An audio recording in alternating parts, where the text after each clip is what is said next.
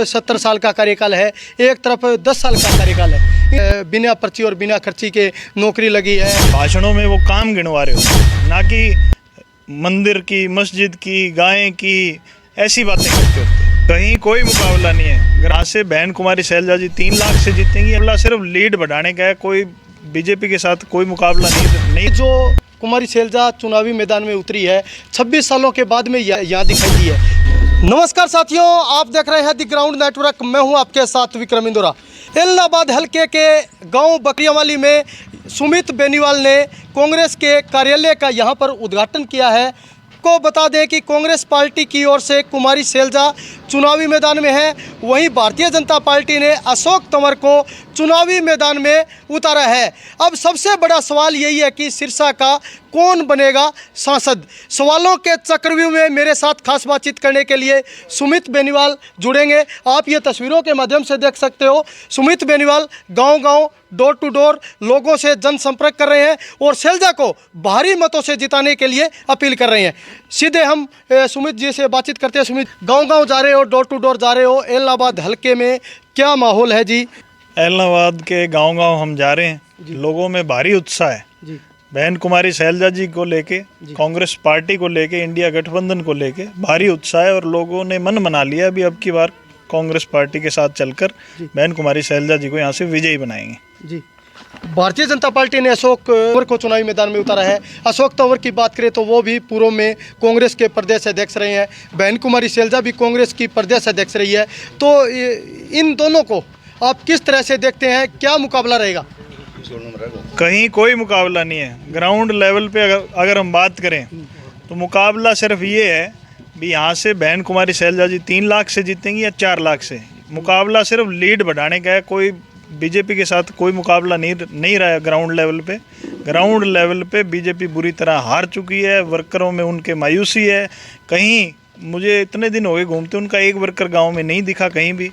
और कांग्रेस पार्टी के कार्यकर्ताओं ने ये चुनाव विधानसभा नहीं, लोकसभा नहीं, सरपंची के चुनाव जैसे लड़ने का काम किया। डोर टू डोर गांव में कार्यकर्ता जा रहे हैं और वोटों की अपील कर रहे हैं। सुमित जी, विपक्ष कह रहे हैं कि एक तरफ 70 साल का कार्यकाल है, एक तरफ 10 साल का कार्यकाल है।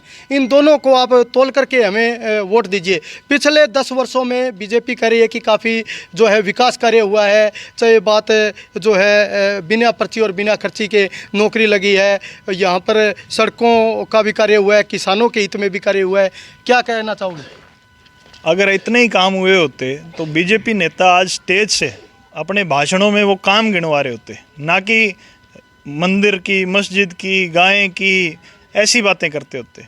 खुद ही काम नहीं गिनवा पा रहे, लोगों को भ्रमित करने का काम कर रहे हैं।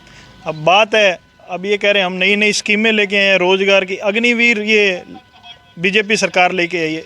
एक भी नेता, इतने महीने हो गए चुनाव को, 2-3 महीने से चुनाव चल रहा है, एक भी नेता, नरेंद्र मोदी जी से लेकर नीचे कार्यकर्ता तक, एक भी नेता ने एक बार भी कहा हो भी हम अग्निवीर योजना लेके आए हैं, हमारा समर्थन करो।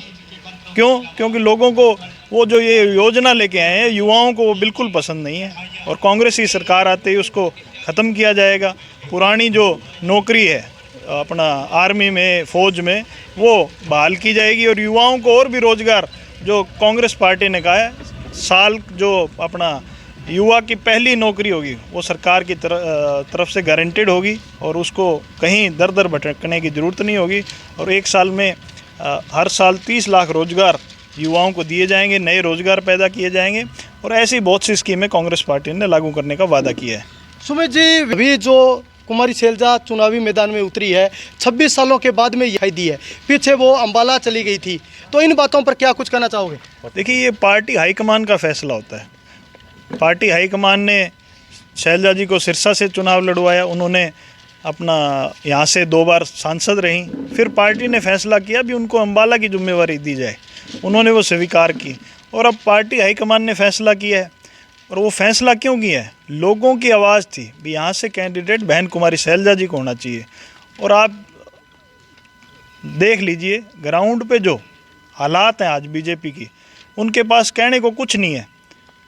खुद का कैंडिडेट जो है वो उधार दूसरी पार्टियों से लेकर आए हैं। अशोक तंवर जी पहले कांग्रेस पार्टी में थे, फिर अपना तृणमूल में गए, फिर खुद की पार्टी कोई बनाई, फिर आम आदमी में गए, फिर बीजेपी से नुमाइंदे बनकर हमारे बीच में, खुद के पास उनके पास कैंडिडेट नहीं है।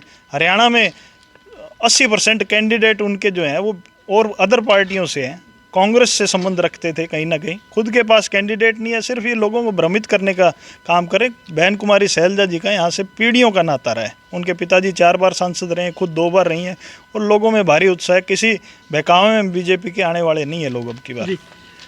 कल सिरसा में एक बहुत बड़ा आप कमाल और धमाल करने जा रहे हो, मैंने सुना है कल बड़े बड़े दिग्गजों के पसीने छूट जाएंगे, ऐसा क्या कमाल करने जा रहे हो? आपको कल पता लगेगा, कल आप देखिए। पहले भी बम्पर ज्वाइनिंग कांग्रेस में हुड्डा साहब ने करवाई, हुड्डा साहब के नेतृत्व में हुई, और कल और आने वाले दिनों में कांग्रेस पार्टी में लोगों ने आस्था जताई है। मौजूदा विधायक 3 पहले भी आए हैं, आगे आप देखना सत्ता पक्ष के भी विधायक कांग्रेस पार्टी के पाले में आएंगे, क्योंकि उनको समझ आ चुका है। लोगों ने उनको गांव में घुसने नहीं दे रहे, बीजेपी ने कोई काम नहीं कराया, लोगों के हालचाल नहीं जाना, लोगों का दुख सुख नहीं पूछा।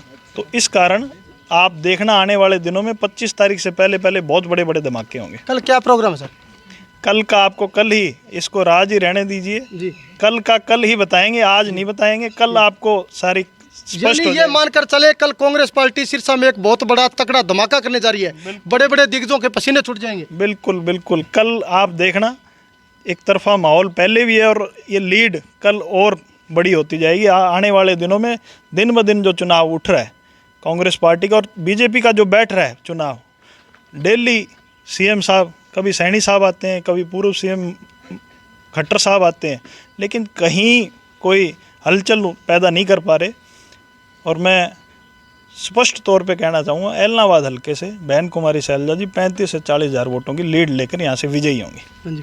हाँ जी पुनिया साहब, यही बात है जी, 35-40 हज़ार वोटों से जीतेंगे यहाँ। जोरा जी, बातें तो सारी बेनीवाल साहब ने बता ही दी, और बात ये है कि बहन कुमारी सैलजा जी लगभग 4 लाख वोटों से सिरसा हल्का से जीतेगी जी। और बहन को आप ये कह रहे हो नहीं भी 23 साल से आई हैं, तो 23 इनका पिताजी सारी ज़िंदगी यहाँ रहे, ये 2 बार 3 बार 4 बार चुनाव लड़ी, तो इसमें सारा ठीक है, कोई समस्या नहीं है जी। बहुत बहुत धन्यवाद आपका।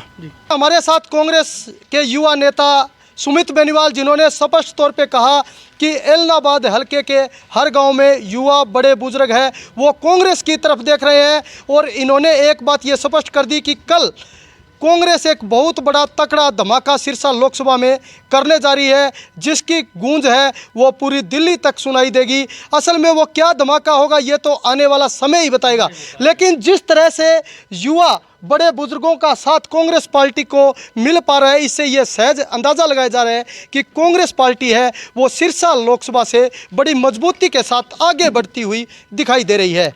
ग्राउंड रिपोर्ट जानने के लिए आप लगातार हमारे साथ बने रहिए, देखते रहिए दी ग्राउंड नेटवर्क। धन्यवाद।